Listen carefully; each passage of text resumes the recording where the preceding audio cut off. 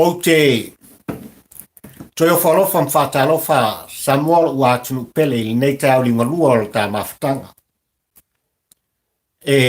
Fia whaia e fo i le loto la auto o auna. Whawheilo i atu ma whatalo whatu. I le pa ia ma le mamalo si o tātou atunu. I lau wholaunga Samoae, ia ai mai se fo i le tātou sa valinga. Lele o tātou iai i le toe aso le nei vai asa i lo so i fuanga lue, ia ma le ola taun whai o la auto o auna. Nei o tātou taunu mai si u, o whamoe moe ngau le nei vai asa sa whapena o na e sa ili malo ai. I tiu te mawhaiva, ia ua taofia i oe e le atua, ai le ngata fo i lea, ia o la auto o auna whatau wa. Fia la le loto Samoa lo ua tunu pele ia o te o whalofa ma whatalo whatu. O te whatalo whatu Samoa i le pa ia i ainga malatu tama o tama fo i mon ainga. Ia ai tainane fo i le usonga a tumua ma pule o i tu au malatau o ainga i tai. Ma le va au fonti. Ma lol whalau. Ai ale tapua inga i o tātou uso sai. Ma ia lava lea ua le sua ma le vai whanua. Sa ole ma le launiu na sai lua.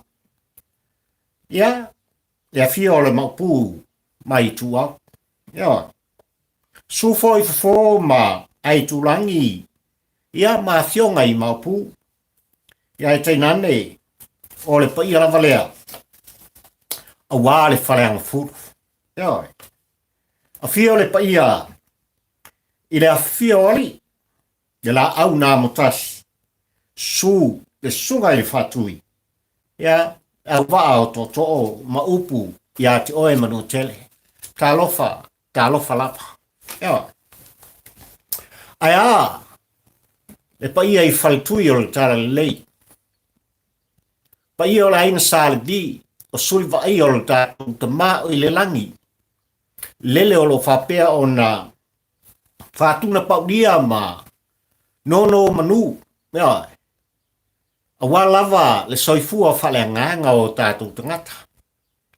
E fia la auto o ona e toi o whalofa ma whātalo whātu i lo tau pa ia ma lo tau manu. A mata mai lava i te tai o e kalesia. I ona tulanga whaluplupeina. I sunga, i whawhiangainga mo lātou whaletua, o whaifi au mo lātou whaletua. Ia ai le pa ia i a whionga i pātele matamaita i sā. E o whalofa ma whātalo whātu, papali i nei ma le tātou poloklame whaiwhai pēr. Whātampo ua ai le pōlanku. Le nei fo i te au liunga lua o le tātou mawhitanga. Ia, o whalofa ma whātalofa i lau tāpua inga. Na i tua āsin sina i tonu mōta malawa, ma lo le tapua i Faafetai i la autou tatalo. Faafetai i la autou tāpua inga mamana ua e ai manuia. Ia whaiva tiute ma ngaruenga sa whapena, ona ngarue ai, ia tama whanau o le tātou o tunu, i so se atunu, ai mai se fo. Ia o to tono o si o tātou atunu pele o Samoa. Melea, e le whaangaloina. E le whaangaloina la autou tāpua inga na i o mātu ai, wā o la autou tāpua inga. Ia ua whapena o na i umanui ai, ia le nei vasa i le tāsa valinga e pei o na iai. Samoa o ta au tūfo i o le nei fai unga le vai sa. Il tātou maranga whai pia i tono le nei vai sa. Pei lava no o tā ua. Mai lava i aso lua ma la stofi o tātou mawhitanga. O lea ua. Umatu si tātou whaamtalanga o se Faafetai. Na mori ai o tō momo o ngā lofa. Ia e mai se fwoi o tātou whaamalo. Mai lava i lana fionga i tamaitai pālimia. Sunga le lauri le malitoa. Te lenga ia olo fiti va ai. Ia ai le fionga i le whamuina, po le whetalaina i ale atinu Wayne Fo. O le to whale a sa whapena ona mua i Malaia i tūlanga i pe ona iai. Ia la ngona whaatampo ua ai le polango le tātou Paul Clam se mo mori i le nganga whaafetai. Ma hoi sia. A wafoi o lea ua tūl tamalo. Ia, o le nei ua ae manuia. Ia tūlanga uma sa whapena ona tatalo ai oe le Samoa. Ia matatou tatalo whaatasi ai tu ina atu i le tua. Ina ia whapea ona tūlai mai se whainga malo. Ia e taita ia i le alofa le pa ia malu o sia tātu. Ia, i le asto nai nei Samoa e le uatunu pele e au ona a watu se motu ngā awha ma se motu ngā manatu whātawa o la auto o na ma o te ioe fo i Samoa. Langa e au na tātou fsili. Fsilingi a pēa le tūlanga. Pe ai sea ua mafuai ona tūlai mai le whainga malo lea wā vei nei. Le fionga i le tamaitai pāli mia. Ia, le fionga i le sao whapito mo tātou pāli mia. Ia ai mai se ia lona au waa le whātua tua i le tua sa mo utas. Ia, ia la ua manatu ai fo i la autou au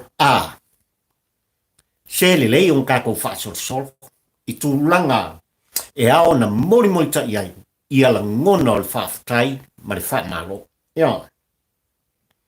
Samoai, o le autu, o le launga whaatampo ua ai le polango i le whai unga o le vai haso. I le tātou mawhtanga whai pēr ma le tāwhale toso. Wa au wha autu inai le nganga o le whaafetai. Faafetai tele.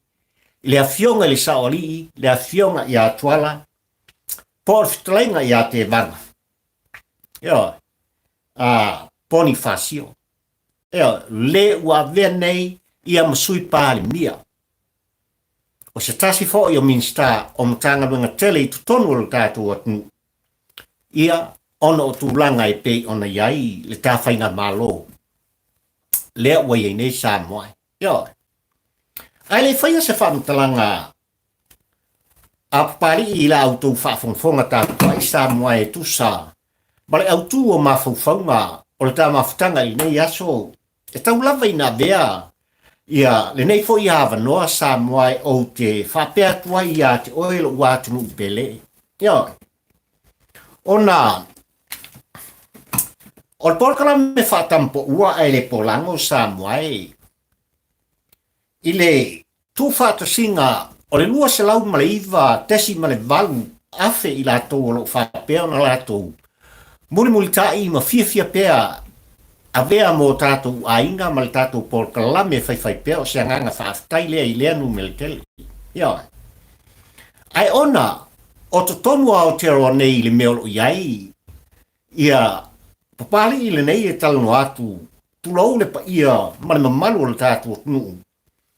E whapena o na tolusu wha tesi ma le fitu pasene le mamalu o le tātou atunu o lele o iai tutonu o le ainga whaatampo ua ai le pola. Ia. E luas fu fitu pasene tesi ma le iwa i tutonu o Australia. Luas fu ma lua pasene tesi ma le vad i le malo tele o Amerika.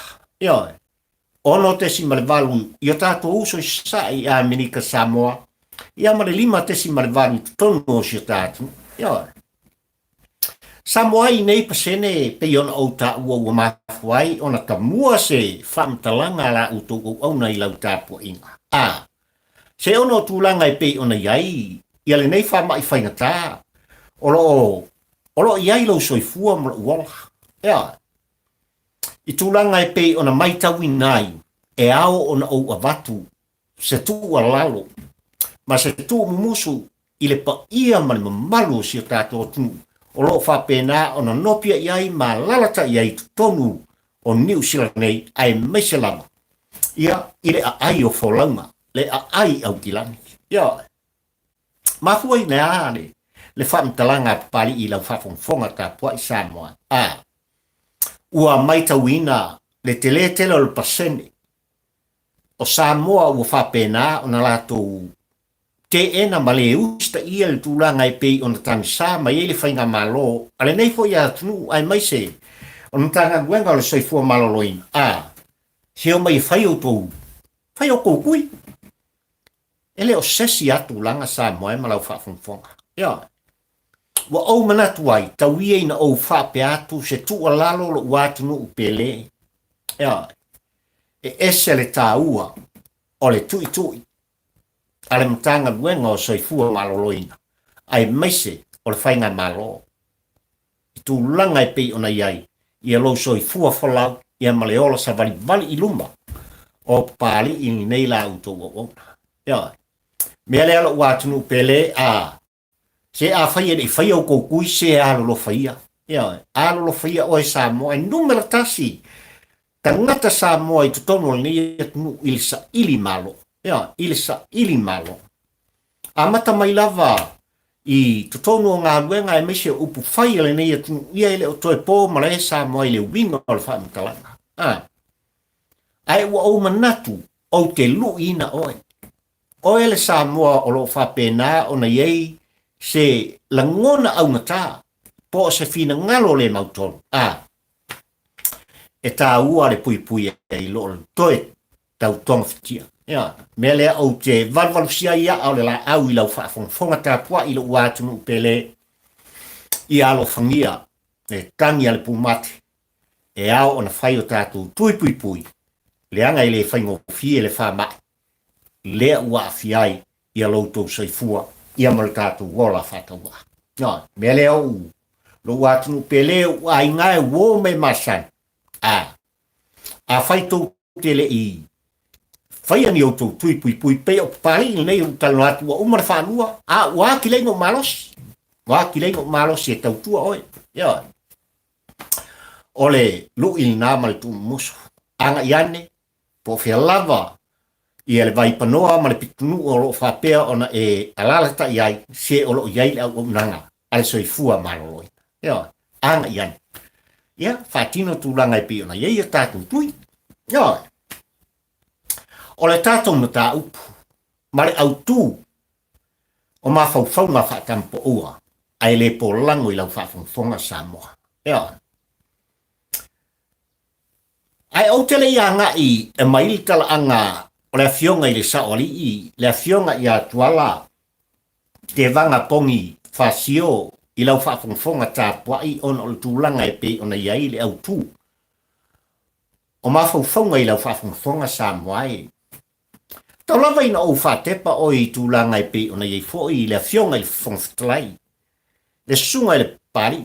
Ngā, ai mai se fo i. O le o lo whapena o na vea ma sui whonga whitalai tono le mota o Samoa. Ngā. O le panga lea o lea e tūla i mai lesi tū o le tātou pōra kalame. Ngā. O le fionga i a tuala, le fionga le saoli i, le ua vea nei ma sui pāli mia o le minstafo i lea o tupe maua mala fonga o le tātunu, ma isi fo i tiu te whai ua taofia ai o loo whapea o na tū mai ai tua le langolong sua i whitalainga i atu sarailu. Whitalainga i a masina lupe, ma kesi masina lupe. Ia, o ia lea o loo whapea nā o na vea malima taun tau o le fionga i le sui palimia i tūlanga i pi o na iele lamtanga kuenga. O le au leta ua i al tūlanga o pa ia ma mamalu o i tū malo ua o te ioe matalitonu ua umana tofi. La le tue o iei se whaamtalanga le tātou pōra kalame. Ai, ua o manatu i lea nganga atoa, ua o mai ai i le suafa tuala. Le a fionga le saoli. A wafo i ana le se anoa. Le filfilinga fai ua fai e le fionga le saoli i le tūlu tamalo. Ma o le upu tau tino na. Ina ua uma i le fai ngā filfilinga le tātunu i le soiva o a pelila, ia, ele o toi pō Malaia Samoa le tūlanga i pe ona iai. Ia, 25 le hero pipi, 25 i le whātua tua i le tua Samoa utas. Ona tūla i mai lea o le fionga i le saoli o ia lea sa whapena o na tau whai tilo o mai ai. Ia fofonga o le atunu po fea. O le a ngai ai le whato whala inga i lana fionga.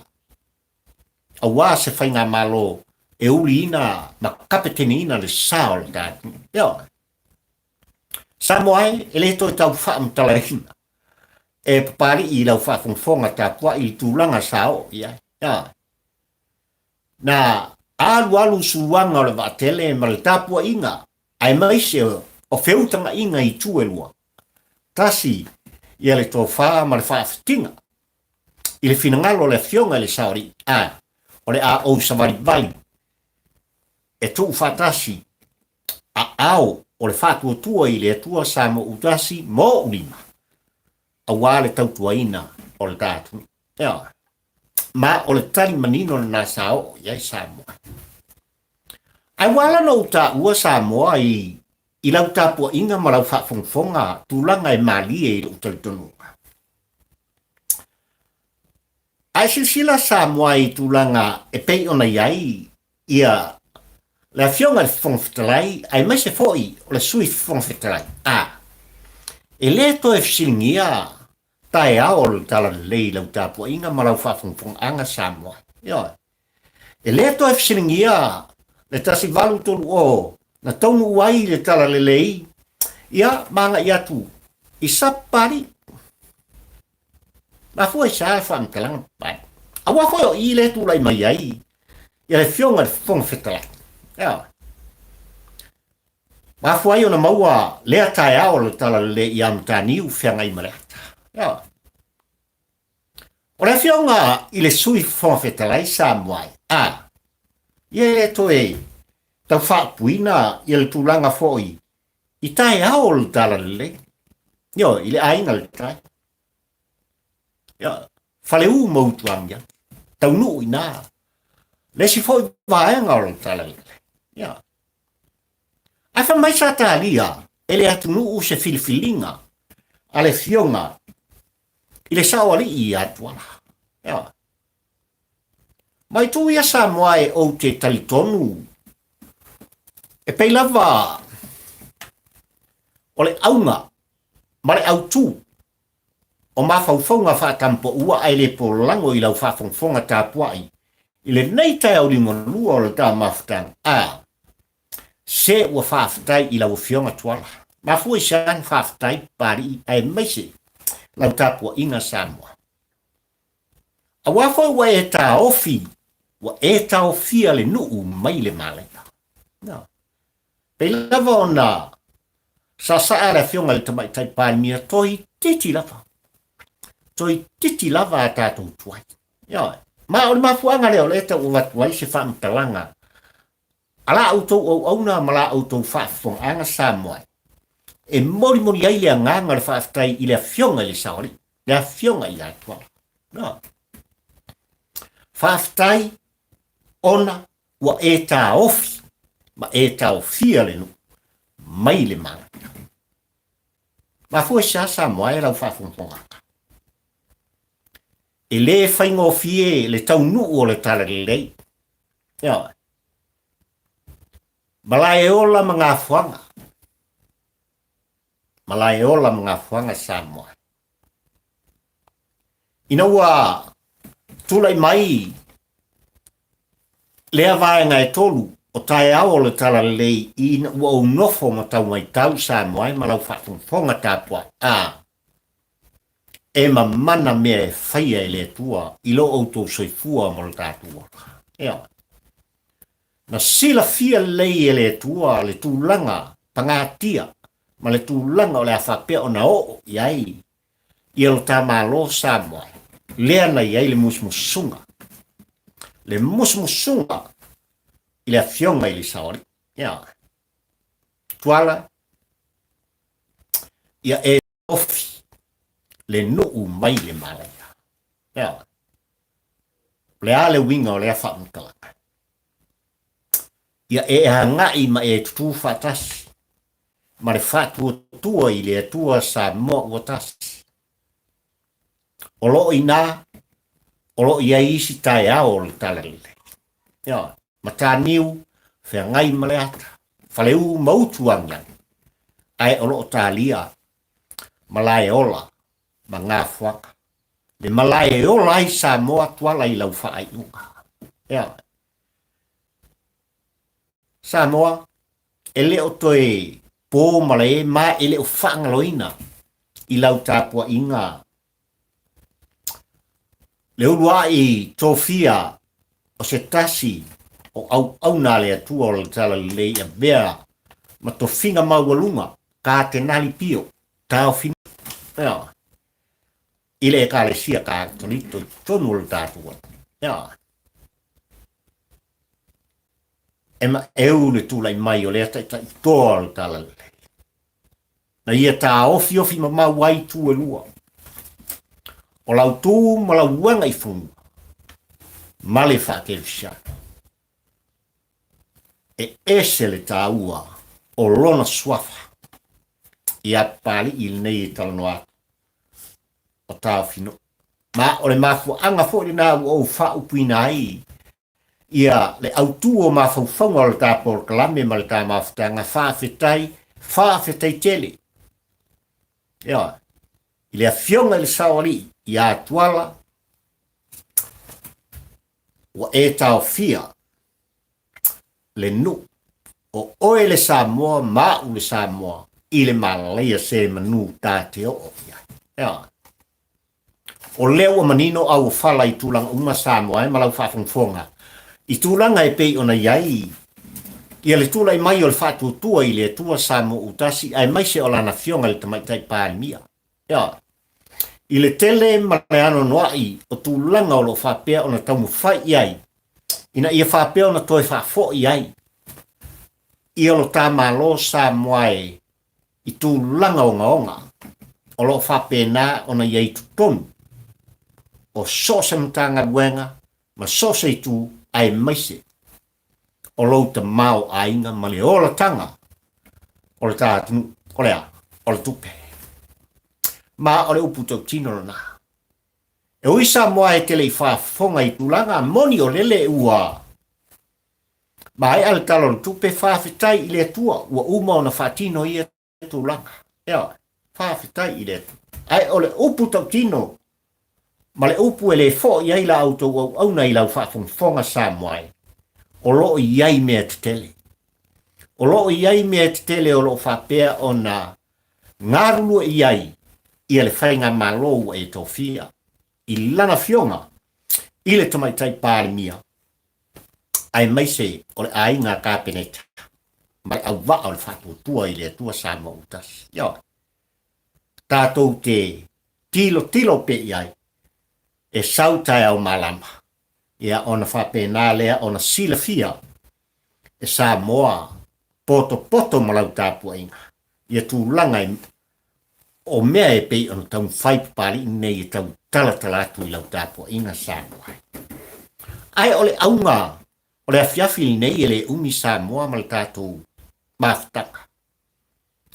E tasi lava le whamoe nei lo utangata Samoa o te ioi i lau tāpua inga e whapena fo i lau tāpua mana.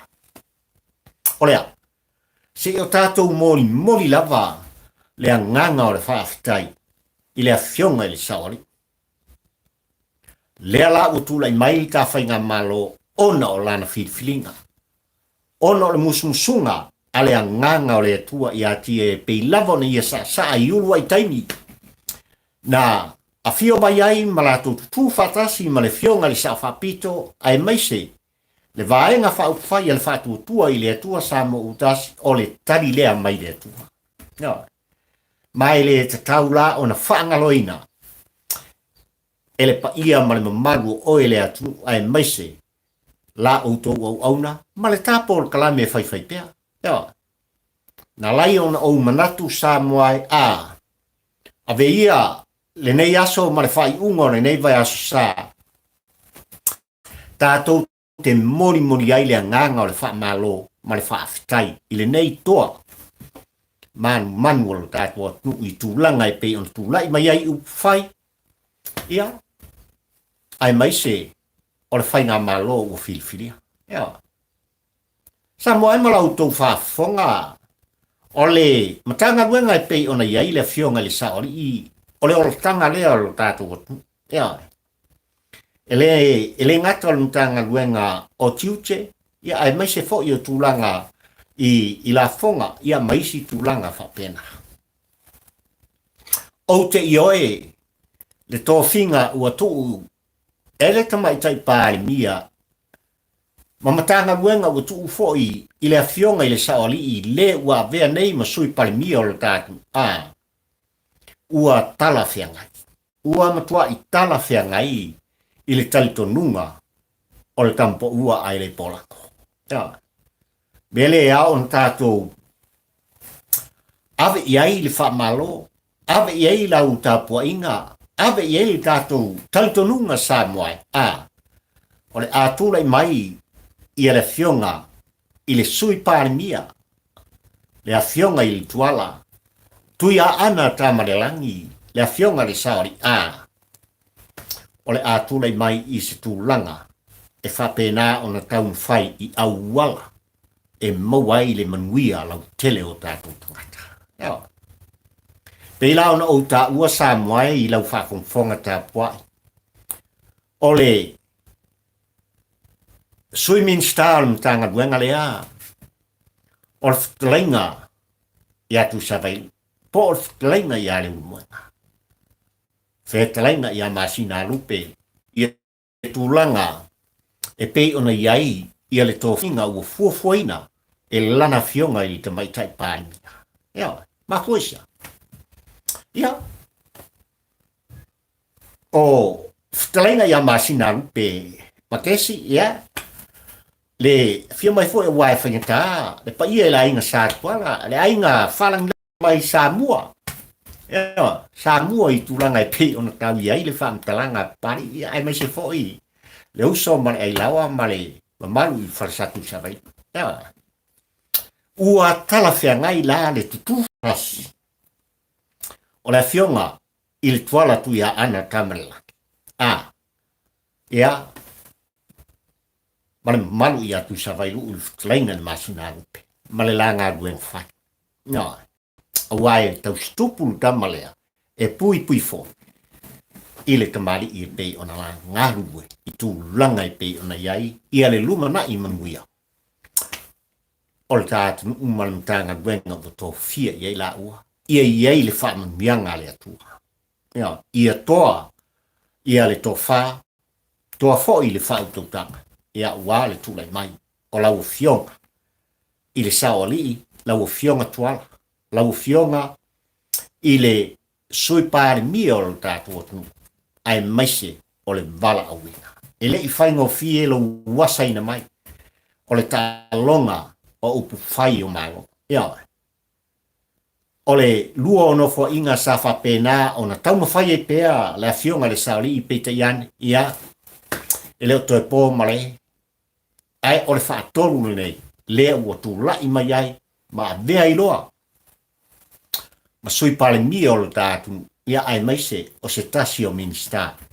O le kāpeneta o le tā malo Samoa. Ia wha manuia le atua. Ia. Samoa malau whawhongwhonga tā puai, pe lawa o le whātu e le umi, na o le anganga o le whaafetai, ma le wha malo i nei toa. Ia.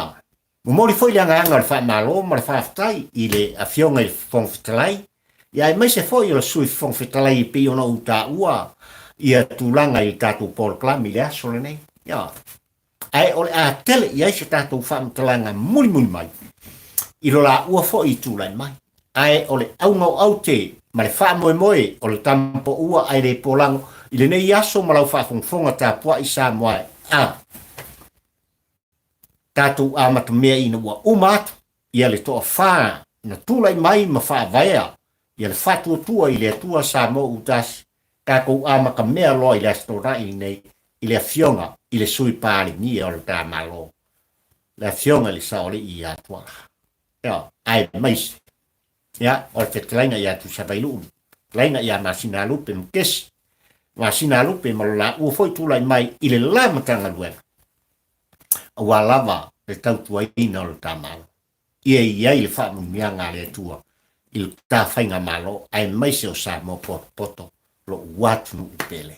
Ia, wha umaleo se langona, o le au na li malika Paul Klamil, ni aso sa muai, e wilava ina noatia lo soifua mo le uola i tutonu o maota malawa masio fale ono tulanga e pe ona iai le whamai mwhapena ona tatou le urfia ai ia manu pa ia le atua i le aso o mua ma ai tatou tau whai talo pea tatou whai talo pea i le atua e whesoa soan mai wa vea fo ia so ta inga whane i ona po e whapena ona laumi nai le upo le atua i lau whafonga i tonu mota malawa ai mai se lau whalonglongo i le ngāru nga whai au nā le atua i so se whata whai taulanga